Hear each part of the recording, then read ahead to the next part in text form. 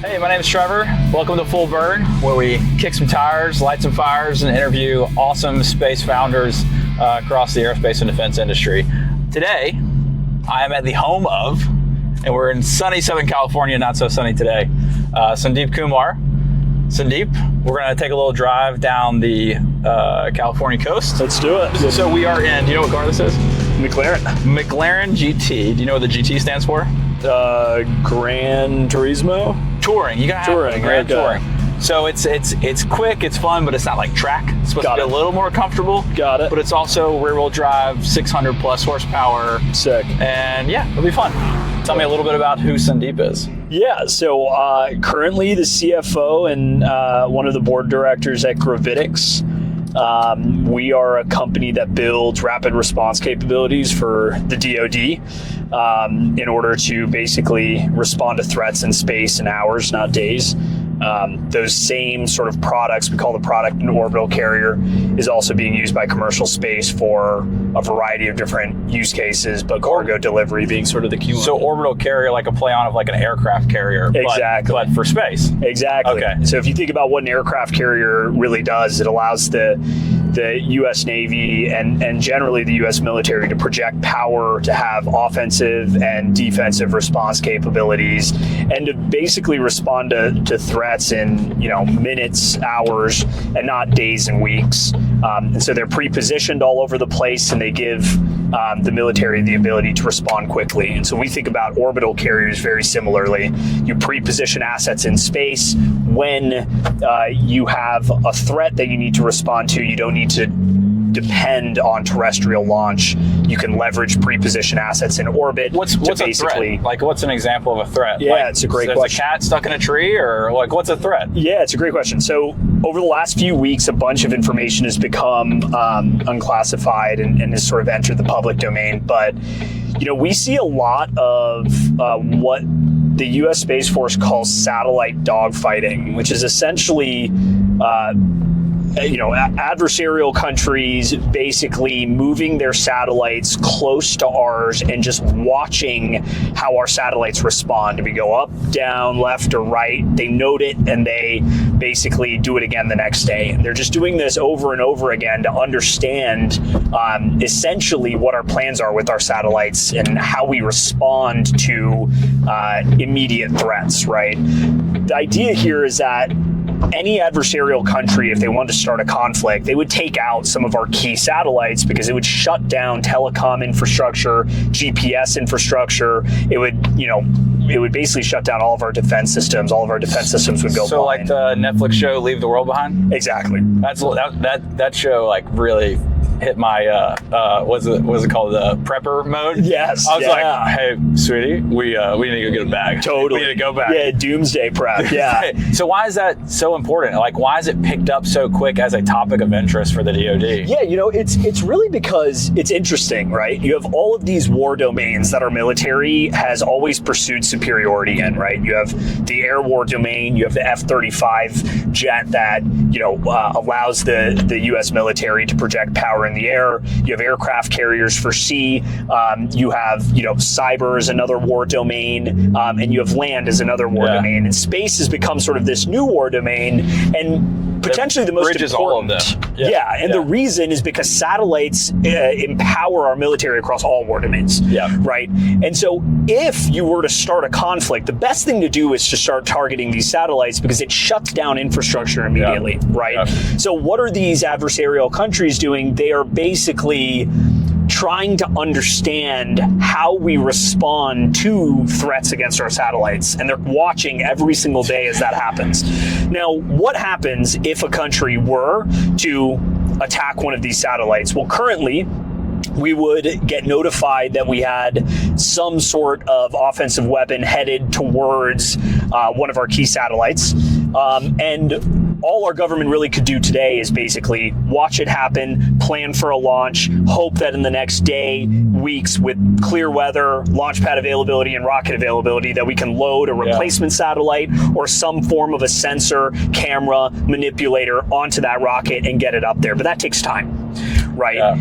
Imagine having the ability, like we do in every other war domain, to respond quickly to threats. We see a directed energy weapon heading towards a satellite, and we can actually get a sensor there beforehand, or get a defense capability there beforehand, or get a replacement satellite there beforehand in order to sort of manage the enemy, right? And so that is really the technology that we've built, is the ability to create a paradigm shift these pre-positioned assets to the other side of the atmosphere where we can respond quickly to these threats. And so I've been building this company for the last couple of years. Our founder and CEO, Colin Don, brought me on to really lead finance and the revenue function to help build the business model around orbital carriers, and to think about how what the roadmap would look like to develop that technology and to sell it to both the Defense Department as well as the commercial sector. Wow. So you weren't a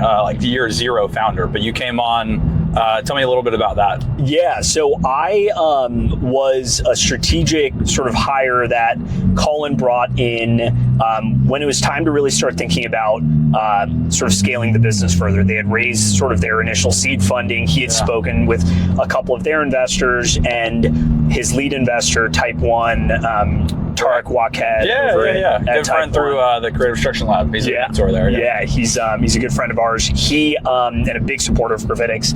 He reached out to Colin and said, "Look, I think we can have someone at the table that can bring, experience building startups, that can help us build a really strong story for our fundraise, and can help us be thoughtful around how to not create a bunch of individual NRE efforts, but rather find one product, understand what the NRE is to get that product off the ground, and figure out how we can sell that product and a variant of that product for different use cases." And that guy was you.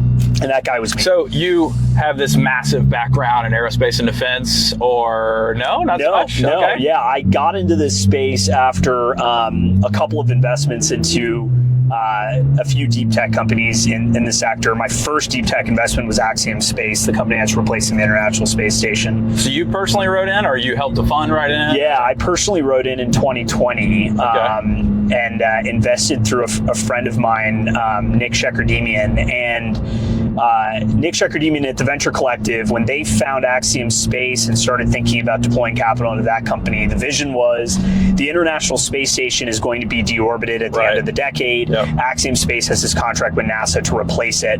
And the way they're going to do it is they're going to dock multiple modules to the station, transfer sort of all of the important IP and equipment over into these new modules, and then deorbit the ISS, and then what replaces it is the Axiom Station. So we're going to have like a giant fireworks show when it comes down? Exactly, right. They're going to deorbit it and bring it down, land it in the ocean. We'll get one of those great fireworks shows when that happens. But yeah, that was sort of one of my first deep tech investments. And after I did that investment, there was a part of me that was just sitting there thinking to myself, between some of the life sciences bets, some of these aerospace bets, defense bets, this just felt like your calling? Yeah, it felt like you had the itch? The part of the sector that I wanted to raise capital for, that I wanted to help investors lean into, that I wanted to go and sort of find talent to work with. And so, after spending 5-6 years building SaaS companies and marketplace businesses, deep tech and hard tech was just really something that I wanted SaaS and marketplace to aircraft carriers in space. Yes. Yeah, exactly. So what, you got a phone call from Type 1. What was like the moment you realized, hey, Gravitics is going to be something big? Because it wasn't so long ago, you guys were like 20 employees. It wasn't, and then you got some 9-figure check. Like, where was the moment in your head the light switch went off and you're like, wow, we're on to something? Yeah, when I first met Colin about a year before I joined, he was pitching a Starship Future, large modules that can go up in these starships, giving us the ability to put, space station modules up into orbit that are the size of 5-bedroom houses, not sort of these tight, constrained 4-meter diameter spaces that are really hard to live in, that we see our astronauts sort of living in today. When he first talked to me about that vision, I thought it was a beautiful vision for the company, but I wasn't really sure what timeline that business would thrive on. Where does the market catch up to this awesome idea? Totally. Yeah. When So when was this, like 22, 23? This would have been in 2023. Okay. And then in 24, in let's say late 23, it started becoming really clear that whether we're talking about Starship, whether we're talking about riding up in Falcon 9s and just newer rockets that exist today, New Glenn, etc., there's going to be this a need for sort of the next generation of in-space infrastructure that can be deployed through these Falcon 9 launches and through these Starship launches. And really the thought around that infrastructure was that we have the ability to take more mass and more volume up than ever before. So what does that enable? Okay, well, if you can just focus on bringing more volume right into orbit, then what all can you unlock in terms of in-space manufacturing, in terms of in-space drug synthesis, the stuff that Varda and Delian is working on. I was there yesterday. Yeah. Incredible company, and a company that we believe is a huge pioneer in this sort of in-space economy sort of part of. Is Varda like a customer, or could be a customer of yours, or Varda, you're just excited about what they're doing? Yeah, we're excited about what Varda is doing just because we believe in a similar future, right? We believe that there is going to be a lot of innovation in microgravity, and Varda is really taking advantage of that. While Varda is very focused on sort of the drug and biosynthesis side of things, we're really focused on large space structures that provide volume and give the ecosystem the ability to build a lot of different things, right? So whether it's, drugs, whether it's in-space manufacturing of semiconductors, whether it's orbital data centers, or whether it's these spacecraft carriers and these orbital carriers for the Defense Department, being able to create robust large-scale structures that can last in orbit for 10 plus years is going to be a big part of the future. And I think now we have this immediate need to sort of protect all these satellites that we've put up over the last, over the last decade. And then we think the next economies are going to be, in space, taking advantage of microgravity, and so all the things that you can do in space around that. Right, commercializing, not just relying on a defense theme, but really driving the industrial piece of the equation. Exactly, and then the other sort of big economy is just going to be resource extraction, and so a mixture of mining out there in orbit, mining asteroids, mining the moon, to another way of thinking about companies like Starcatcher and other businesses focused on the solar side, solar mining, right? Finding new ways of capturing solar, redirecting solar, empowering our solar panel technologies even further. I know of a good company building solar panels. Yeah, I've heard of a good one too. Selfless plug. So it's safe to say that this is like a high stakes environment. I mean, you're talking about, we have an adversary that takes down a satellite. Yeah. And like, we lose GPS, we lose banking, go watch Leave the World Behind. What like drives you every day to sort of like motivate you to work in this industry? Like, why are you so passionate about it? Yeah, it's a good question. Man, my first company was a marketplace for student housing. So it's like completely different type of business, helping students in local college towns discover and lease local rentals. Like, felt a little less like, mission critical at the moment. It was just like an interesting business, an interesting market with a pretty sizable TAM. When I was building that company, when I was building the HR tech company afterwards, I think there was always this open question in my head of like, I have the ability to raise capital and deploy capital efficiently towards really important missions. What does that mission look like? And what do I believe that mission needs to be for me over the next decade? And really starting to deploy capital into these deep tech businesses made me realize, and part of it brought my mechanical engineering background out. You have an ME? Yeah, I'm an ME by trade. I went to University of Texas and got my mechanical engineering. Hokum Lawrence. There we go. When I was building these businesses and deploying capital in these deep tech companies, I was just thinking to myself, man, there are just some really important things being built today. And whether it be, transition to, sustainable energy, novel energy systems, nuclear, whether it be robotics, whether it be autonomous vehicles, or whether it be some of the stuff happening in space and defense. These are like really important missions to power. They're missions that require a lot of venture capital, and we need really thoughtful venture capitalists and operators raising capital for these things. So that's what really brought me over into this sector. So you've been talking some pretty heavy, deep topics. I spent some time with your BD guy, Jarrell. Yeah.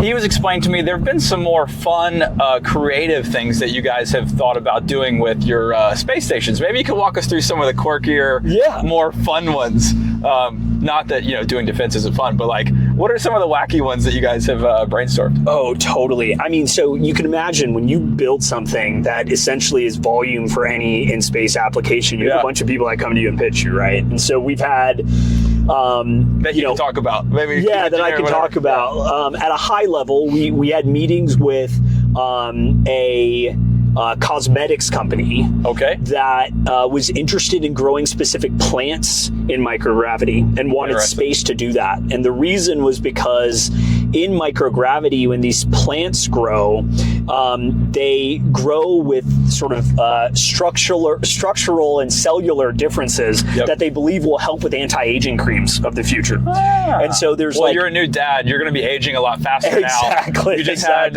your son a couple of weeks ago. So about 10 days ago. And so I'm going to need that cream badly. And so, there are conversations like that we've had. We've had conversations with businesses that are looking to do like orbital MMA. I was going to bring that up. You didn't. And so fights in space in microgravity. And there's obviously the UFC has shown this really powerful business model around the ability to attract all sorts of people to these online fights, right? And there are a bunch of companies out there thinking about, okay, what does the next sort of version of that look like? And, does the business case close in the near term with where launch costs are today? I mean, dude, pay-per-view is so big. Like, you rake in $1 billion or $2 billion on a fight. Totally. You can fund a flight. Totally. And so, from that perspective... $1 billion a fight, fund a flight. Exactly.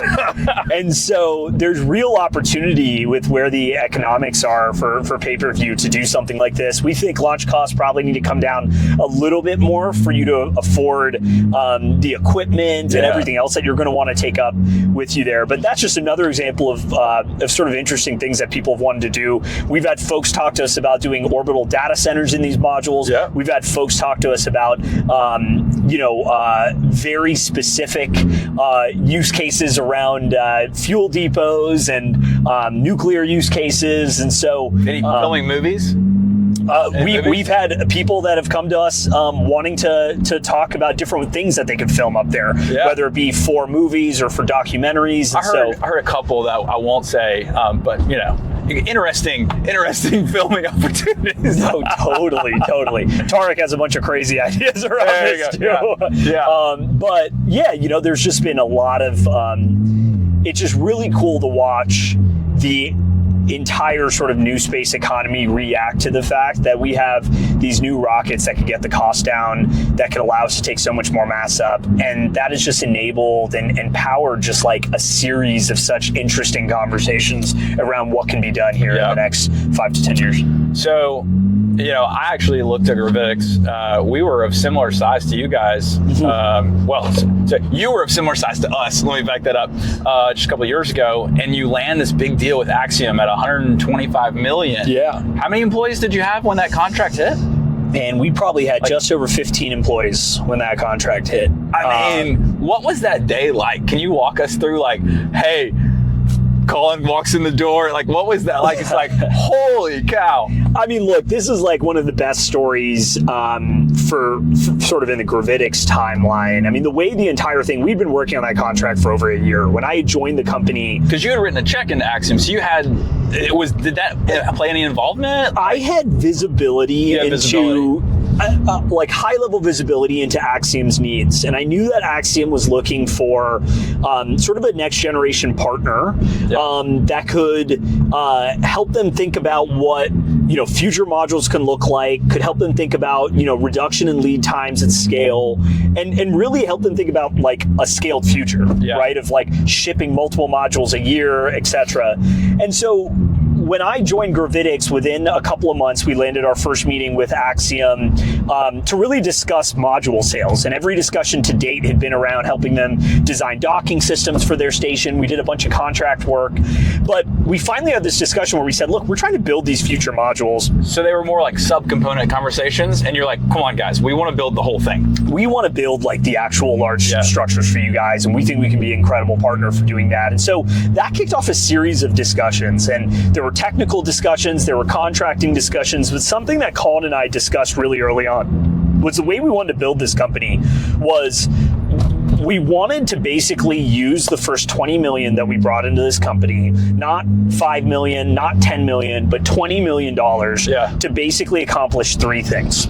Let's build a team with deep spacecraft experience, a team that has built rapid response propulsion systems for DARPA, a team that's built rapid response satellite systems that, oversaw the Iridium program for the DoD. Let's go get incredible people that have experience doing what we're looking to do here. Build an all-star team. All-star team. Yeah. And then let's go and basically land two massive contracts, one on the commercial side, one on the DoD side.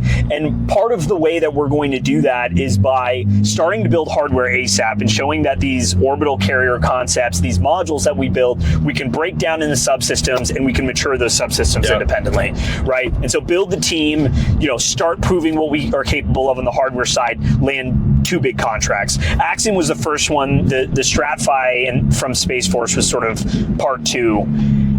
So what was that day like? Yeah, that day was crazy, man. We actually signed the contract in Lake Como at an event that Type 1 Ventures put on. Okay. And it was us and the Axiom team there. We had several discussions leading up. Okay.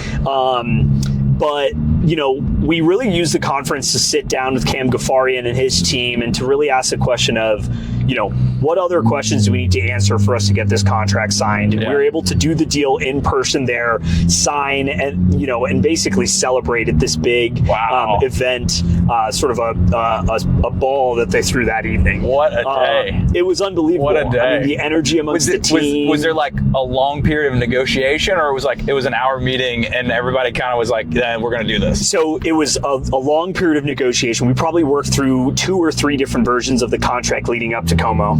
And then when we got to Como, it was one contract going back and forth with legal in person. Like they had brought their lawyer.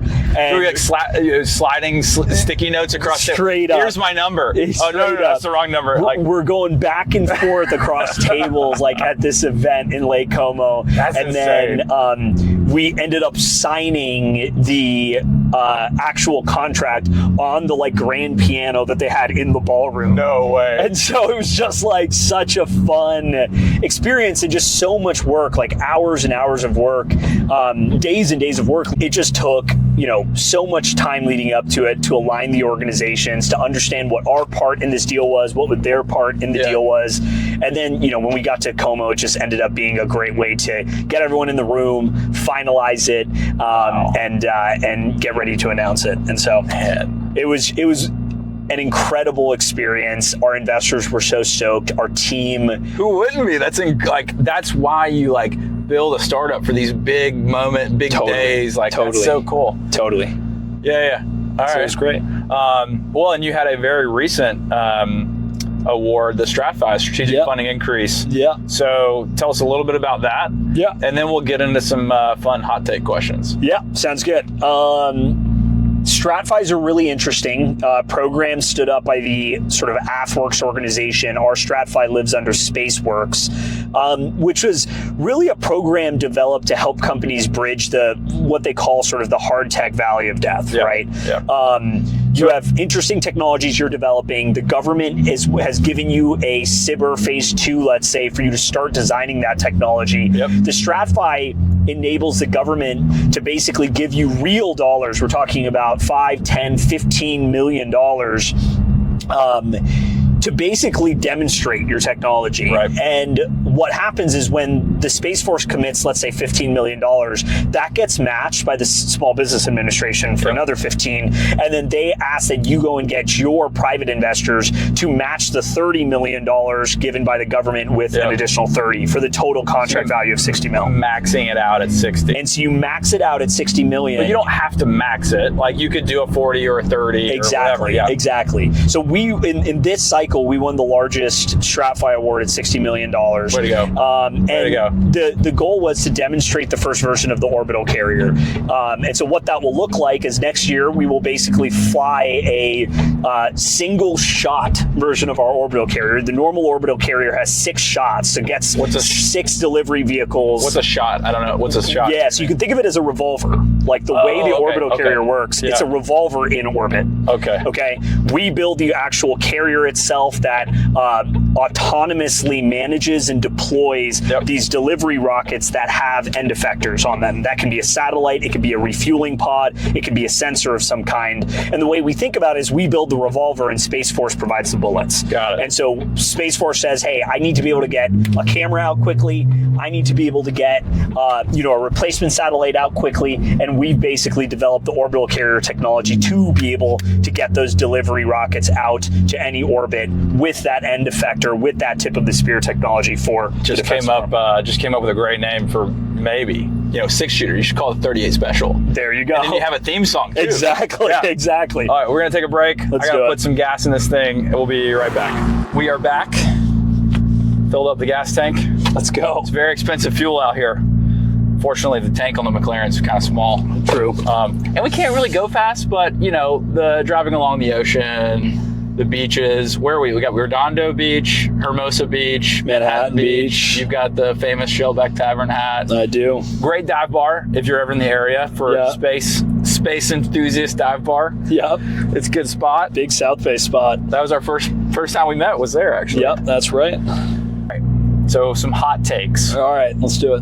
What technology maybe that you or Varda or like somebody's working on to develop in space that would make your parents' life easier? Yeah, it's a really good question. Probably the nearest term thing that can deliver a lot of value to my parents, and maybe just generally like end consumers broadly, is anything that actually empowers satellites to collect more information, store more information, and communicate and downlink more information. And so specifically moving more compute and data centers up into orbit are going to make satellites stronger. And as satellites become more powerful, more capable, I think we'll just see a lot of benefits, right? Imaging is going to get so much better. GPS and navigation will get so much better. There's just a lot of benefits that I think can come from technology like that. So I'm like really excited about sort of the compute angle. Okay. If space is successful, and we kind of already talked about this, I think, what scares you? Like, I think space will become obviously a success, but like, what scares you about that success? I think like the defense work that we're doing is inherently like pretty like nerve-wracking, right? I think something that the U.S. is really starting to wrestle with more and more, and that I think the Trump administration has sort of leaned into, is the world has its dangers, right? And the U.S. has been able to manage those dangers and manage its positioning through having war domain supremacy and superiority. Like, that's been a key part of it. They say that, like our Defense Department and our $1 trillion of spend that goes into defense is what carries the weight of the dollar, right? Yeah. And I think at the end of the day, like, we should be really, really aware of the threat that other countries pose and how important it is to protect these assets in space. Like, things can escalate really, really quickly with sort of the capabilities that exist in space today. And so I think just generally, like, I worry that if the U.S. doesn't have its foot on the gas, if we're not actively deploying defensive and offensive capabilities into orbit, someone else will. Yeah. And so I think that's something that definitely is sort of scary about kind of this new age in space, and that fear really drives us to build better technologies and get them out there as quickly as possible. It would be fair to say, hey, we don't want to use it, but we need to build it in case somebody else uses it. It's all, I mean, deterrence is such a huge part of the entire strategy, right? Yeah. Our ability to basically get a replacement satellite out in hours, or a defensive capability out in hours, it's not just to use the defensive capability or to be able to replace a satellite, but to ensure any adversary understands if they were to attempt it, we can respond at a pace that they need to consider into their planning, right? Take this into consideration. Exactly. And so, right now, just to give you an example, it's a great book called Nuclear War by Annie Jacobson. And the book all sort of walks through what happens in the first handful of hours when an ICBM, gets fired off. Yikes. Right? And the first thing that happens is our SBIR satellites are basically keeping track of all of these ICBM sort of silos, and keeping track of what's being fired, where it's being fired, where it's headed. So the SBIR satellites are going to be the first thing to notice. Right now, the moment our SBIR satellites notice that an ICBM gets fired off, our only response action is to follow deterrence protocol. We can't actually deploy any defense-directed energy weapons of any kind to take out that ICBM in space, right? When it gets to space and comes back to Earth, trying to hit it with another defense weapon of any kind is like two canoes meeting in the Pacific. Yeah. So at really fast canoes. and we're talking, like you have seconds to respond, right? Under a minute to respond.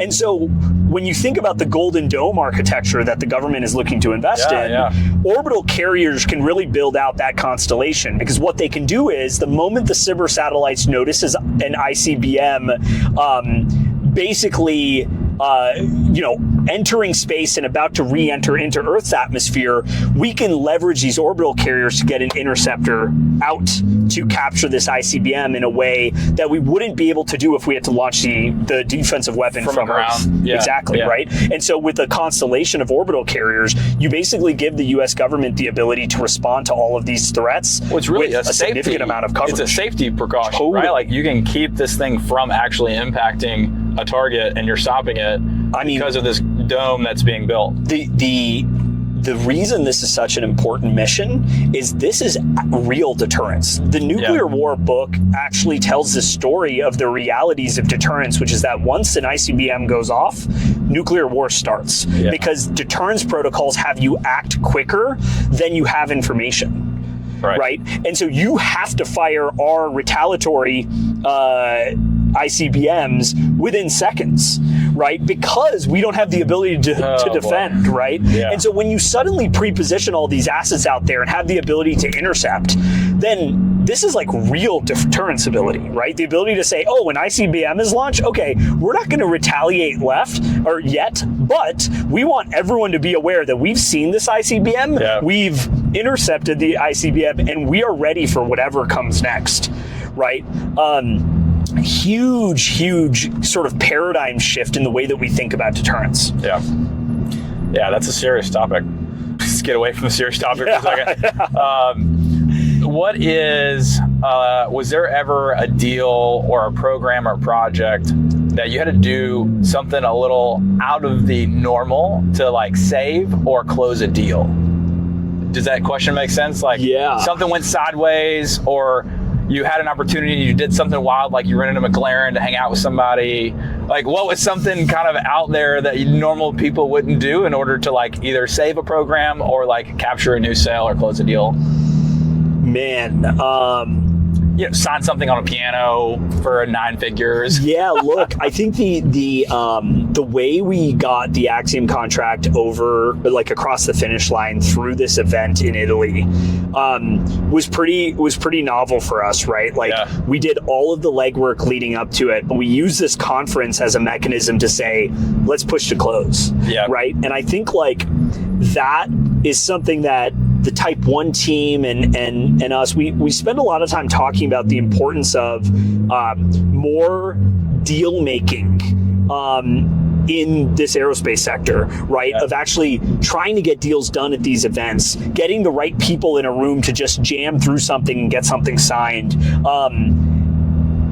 The aerospace industry has this like huge sort of process hurdle, over like NDAs and long sales cycles. And I think at the end of the day, like get in a room, figure it out. Like the same rule applies regardless of industry. And so I think getting that event together and Type 1 putting that on in Italy, and they're going to continue to put on events like that every year moving forward, but leveraging that event to say, hey, we're here to do business. We're here to get in a room, determine whether we want something here, determine the economics of it, and to get something signed so that we can kind of start working the other side of this contract after we leave this conference. That was one of the wilder things that we've done as a company to basically get a deal across the finish line.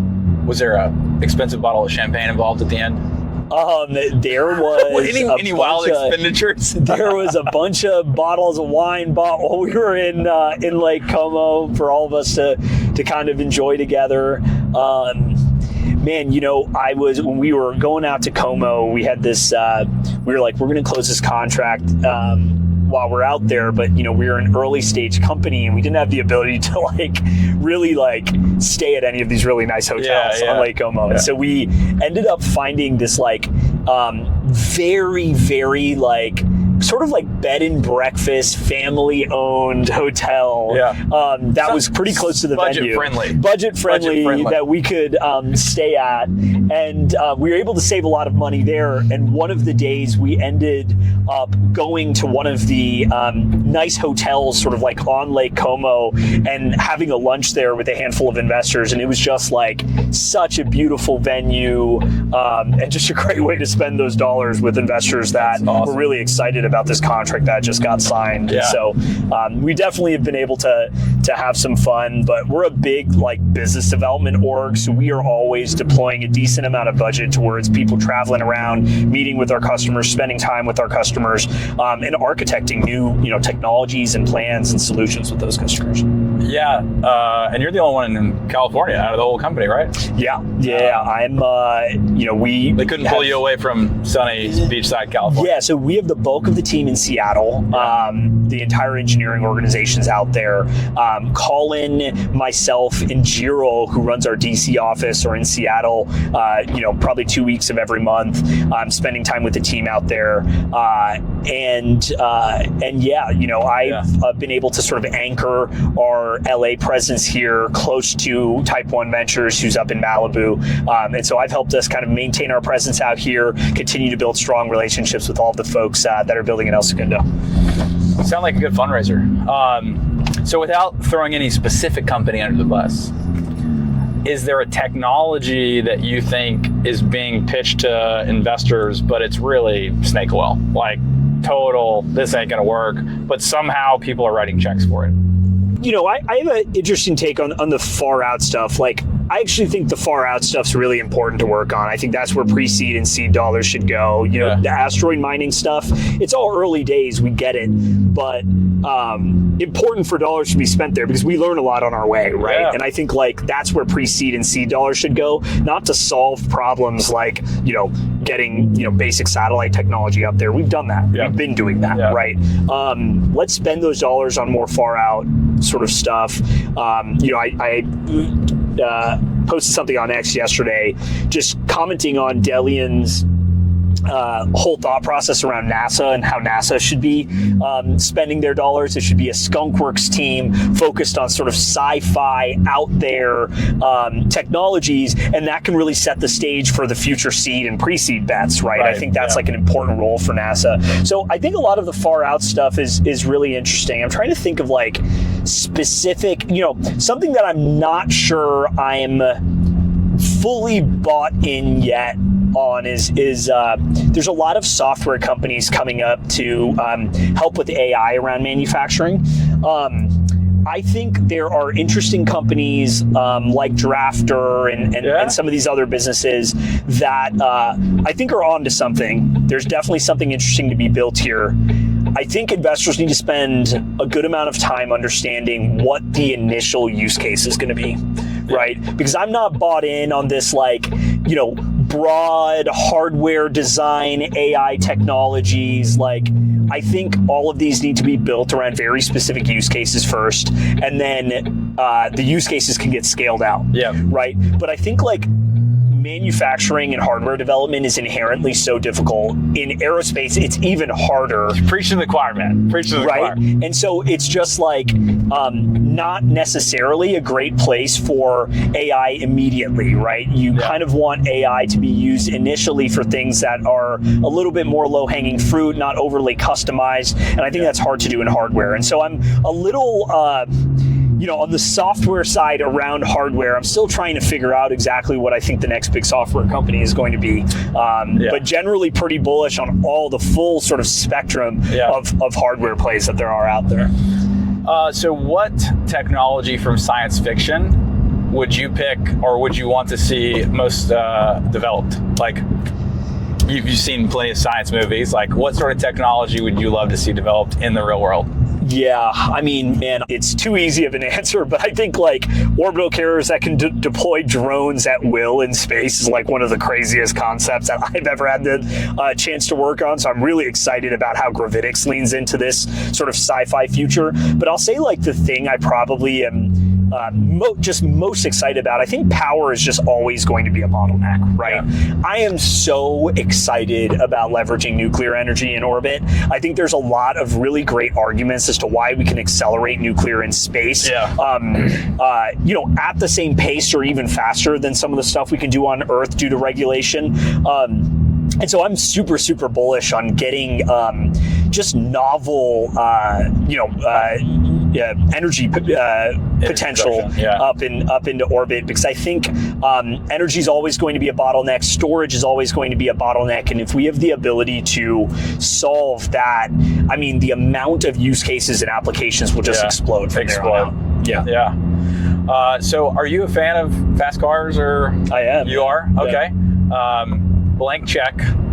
What vehicle would you go grab? Wow. Blank check. Blank check. Man, I grew up always super excited about these Aston Martin DB9s and DBSs, and I had an Aston Martin. Oh, really? Yeah. Oh, incredible. Just a really cool car. I mean, such a sleek design. Have always been a really big fan of those. And then, I'm also just a classics. I love Ferraris. I love Lambos. I would love to go and drive around in an Aventador for a day. And so I said one vehicle. You've talked about quite a few at this point. I know. What is it? Can you pick one? Today? I'd probably go with buying an Aston Martin DBS. Is probably what DBS? Is what I'd go with. He kept saying Aston Martin. I thought you might say the Valkyrie. I mean, the Valkyrie's a cool car as well. So the DBS was my That's a Bond car. It's a Bond car. Is my screensaver for Oh, was it? For 5-6 years when I was younger, and so for that car has sentimental value. Yeah. That's cool. That's cool. Yeah. Well, cool, man. Why did you want to get into this car with me today and do a podcast? Man, I think podcasts are a huge part of the future of media. I'm a big believer in people doing more of these, in founders, early team members, in VCs, getting on podcasts and sharing their story, talking about what they're excited about. Yeah. And so I was really excited when you hit me up for this. My moving studio. Your moving studio. My brother-in-law, before I left the house, was I like this spin on comedians and cars with coffee. We can bring this into tech. I think it's a really fun way for people to hear about what's being developed out there, what people are excited about, and for people like me to kind of just share, after a lot of conversations that we're having in market, share some thoughts on where we think the future is headed. Any founders you would want to toss the microphone over to next that I should call up? Oh, wow. Great question. Shout out to sort of the Type 1 portfolio. I'm a big fan of the Argo guys. And so I think the Carlisle brothers would be great guys for you to speak with. I'm friends with those guys. Yeah. They're awesome. I think it'd be really cool for you to sit down with someone like Tej over at Axiom Space. Okay. And jam with him on all sorts of different things that he's seeing. I mean, Tej is just one of the most informed people in the industry. He has the relationships with national governments, national space programs, and all of the end users and end customers that are thinking about next generation technologies that they can put up in space. So would always recommend meeting with the Axiom Space folks. I think they can always provide really great insight as well. That's I pitched at Space Symposium, has like a Innovate startup pitch thing. I started last year, and I pitched, and Cam was one of the judges. I didn't know who he was. And so I walk up, I met him, and he's holding space armor, our debris shield. Yep. And so like I get out of the competition, and I Google him, and I'm like, holy cow, that's the guy running Axiom. Yeah. It was pretty cool. But Cam is a good friend and a great leader. One thing that I've always admired about what Cam has done is he built an incredible sort of foundation for himself to be able to deploy capital in technologies that he believes is going to be sort of critical for the future. And so if you look at his portfolio, he has a company focusing on in-space sort of real estate and replacing, the International Space Station. He has a company that's focusing on nuclear energy. He has a company that's focused on geo and MEO servicing. And so I think he just has a beautiful lens and perspective on where the world is headed, and has been able to kind of place his bets into the companies that he thinks are going to drive that future. Cool. Well, my friend, great to see you, man. It's been fun. Yeah, it's been a lot of fun. It's good. Well, this has been Full Burn. Hope you enjoyed it. Catch you next time.